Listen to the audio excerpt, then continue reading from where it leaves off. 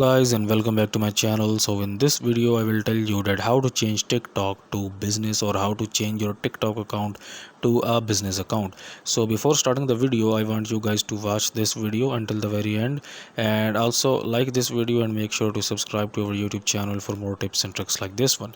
So first of all, you need to open up TikTok in your Android and iOS device, and then just tap on your profile at the bottom right here, and then tap on the three lines at the top right, and then tap on settings and privacy, and then just tap on the account option here.